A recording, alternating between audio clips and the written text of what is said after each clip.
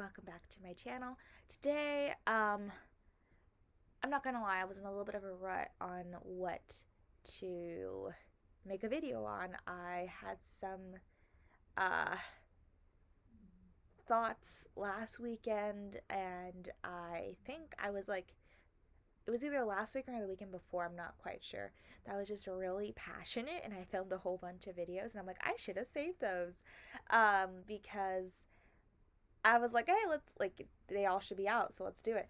Because it was recent, and then now I'm like, I have no idea what I'm gonna film about. And so I had this idea because I did something this weekend, and I was like, well, I should just film that and film a video about that and my thoughts on that. And I'm like, but are people gonna really want to see that? And then it's like another moment of like, it is my channel. I can post what I want. And if I'm procrastinating right now, I must think, is it because I'm scared to post this video? Because I'm afraid people won't watch it? Or is it because I'm too tired and I don't want to film a video and therefore maybe I should take this weekend off? And it was the latter. And so I'm like, I'm going to post this video. And so here we are. It is no lie to my friends and family. It's very obvious that I love the Percy Jackson series. Like, I am so obsessed with it, and I can critique it all I want and love it all I want. It has its moments, and then it doesn't. I feel like its moments start once we hit Heroes of Olympus and towards like the last two books, but that's another video. I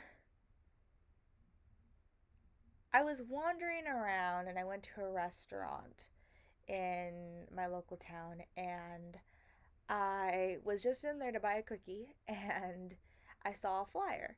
And before the pandemic, I was wanting to go see all these different shows that had been in New York. There was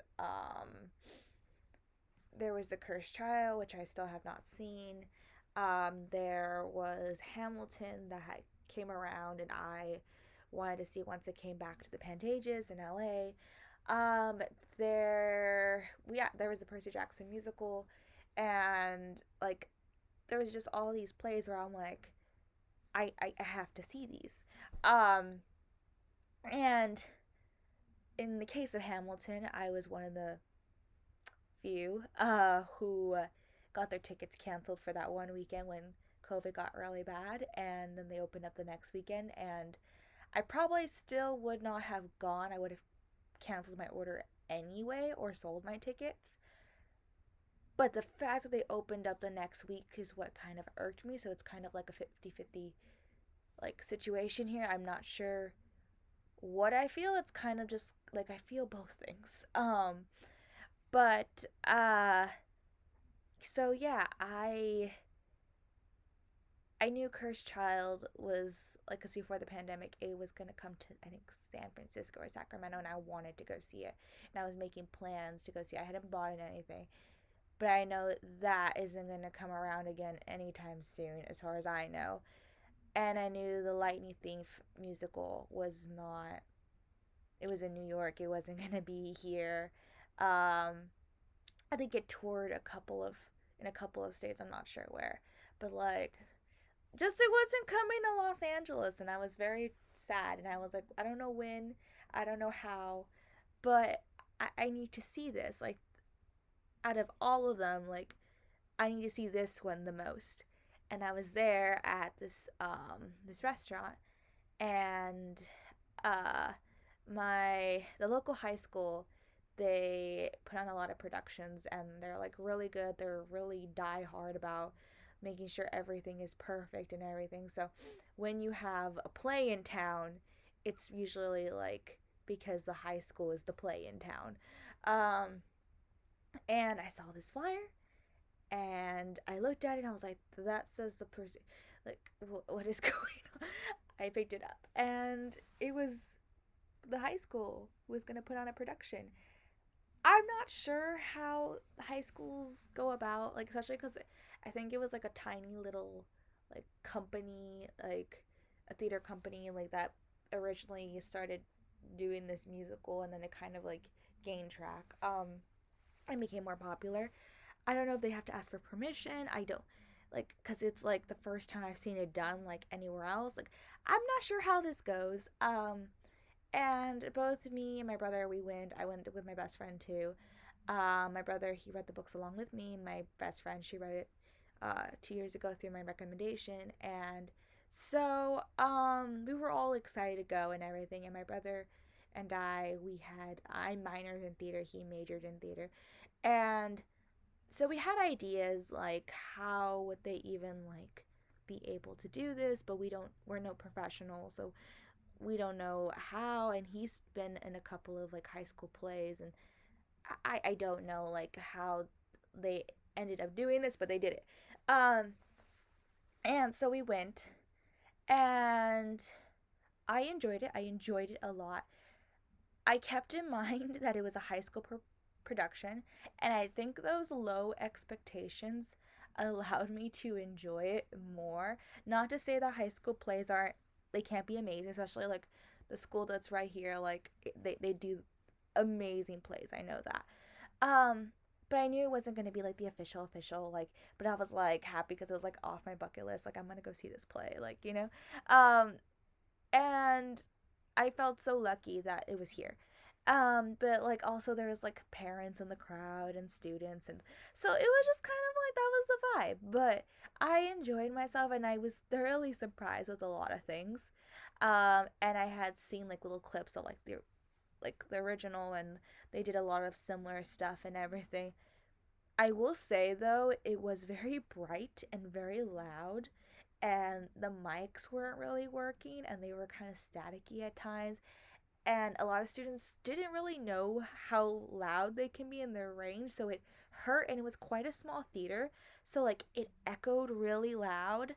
So those are moments. I remember Percy's mic, he it went off literally twice in the play, and like they had to like stop it, turn off the lights, play music, and the crowd was just like clapping along, like ready, like being so supportive and everything. But like it was a lot of technical difficulties, and I think that brought me back to like, oh, okay, this is a high school, play. But it's still, I still had fun. And but do I still want to go see like the actual one? Of course I do. But like I was happy and fortunate to be able to see this one, and I think that was just kind of like the mood I was in and everything. Um and another thing was that, again, I only know so much of theater. I am purely talking through my own experience, but I'm kind of bringing back like my conversation from the last video where they announced the new Disney Plus Percy Jackson cast. Which, on another note, like the play coming out like after years of like what happened after the movies and everything. Like this was my first like, yes, we're going in the right direction. We're in a step in the right direction here. And then the Disney and Rick Rick loved the play, and he approved of it, and so that helped give it track and everything, and help it gain track. Give it track. Is that a phrase? Anyway, um, and then this announcement of the Disney Plus series came out. It just like everything feels complete with that now. But going back to what I was saying, the casting was released, and people were having mixed feelings about the person that they chose for Annabeth. And I discussed in my video how I originally noticed, and that made me feel bad and question myself and everything. But I think that whole conversation made me very aware of it and analyze it because it was not something that I liked that happened to me. And therefore, when I went to the play, they had a very, very diverse cast. I think Annabeth was of Philippine descent, and uh, Luke was, I think, a Chinese young man, and I think that Percy was Hispanic. Um, so this whole play was very like there was people of all sorts of different cultures and races. It was very diverse. And I think I was aware of that only after. And the thing is, like, we are aware of these things, like, and I think, like, me noticing that Annabeth was not a blonde haired, blue, gray eyed individual, um, and noticing that she was someone of a different race really grounded me and made me realize that we notice these things. But then it made me also think like we are so hyper aware of these things, which we should be, but at the same time, is us being hyper aware causing us like to notice it more because it's such a topic of discussion? Are we then noticing the person's difference in ethnicity right away? Whereas Grover was, and there was a lot of gender swapping too in this play. Grover was played by a female, and that felt more comfortable in the terms of like, I didn't notice it. Well, I noticed it, but it was more sort of like, it is what it is. Um, and it wasn't that like I noticed it, but I didn't acknowledge it, if that makes sense. I think in the case of the casting for Annabeth, like it wasn't sort of like I was just like kind of like okay, like it was more sort of like I acknowledge that you are a person of a different skin color. And so it just brings about this question of like I can sit there and watch someone be a different gender and it feel perfectly fine, whereas I don't even really notice it, but or care to think much about it. But when someone is of a different race, it is something that makes me feel something and then or notice something, um, and then feel something and then question myself and be like, well, why did I notice it? Is it because of the fact that we are all noticing it because of like good things like oh there's a woman of color or oh she's a different race, people are going to talk about it. People do talk about people when they are certain characters are cast as a different race and therefore like it's all this stuff and it's just like it's interesting. I think it's a very interesting topic. And so I think just yeah, I don't know what it was that caused me to notice and then I know why I felt the way I did. But I think it's just all of that mixed into one and I think it will make a very great essay paper. Um but again the topic of race like we don't really touch, we don't really analyze, but I think there's a way to dissect this and have a conversation about this and also still respect. Um because it's not even something that should be in that should even be viewed that way. It should be as natural as someone playing a different gender. Like race should not be a thing that people go through all this with and there's all these complications with now. So That's all I'm saying in that. Um, but yes, Grover was a female. But I think that in me recognizing that and the fact that that happened to me when I saw Annabeth in this play, and I think also it was the fact that it was a high school play, and I knew that like it was going to be high school kids, and high school kids, you know, can be of many different genders and very diverse, and it wasn't just like this solo casting thing, which I don't know how that makes a difference, but it's like this bigger thing which makes it's you feel more things. And so when I saw Annabeth up there, it was more sort of like, okay, you're Annabeth. Didn't acknowledge anything more than that or notice anything more than that. And it wasn't until I had a moment where I was like, wait a second, this is a very diverse cast. And it was like, oh yeah, Annabeth is a, like, it just happened. And I was like, it felt good. But it also made me question a lot of different things about the experience I had and how things are like being viewed and talked about that and things we don't talk about. So, um yeah, I think that these are interesting discussions that um I like to have here on my channel and get more in depth with because we don't really talk about them or they're things that I didn't really think about or we don't really think about. Um and I want to handle it in a respectful way, you know?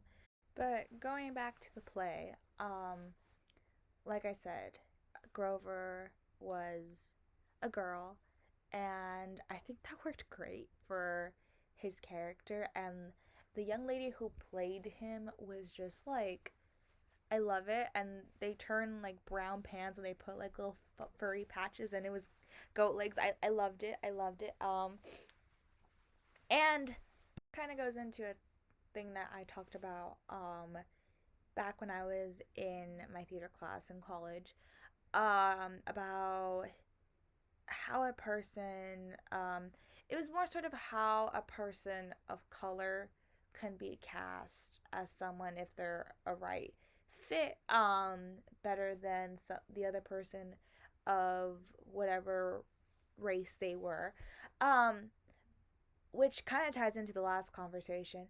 But it was more sort of like what happened to me and my brother.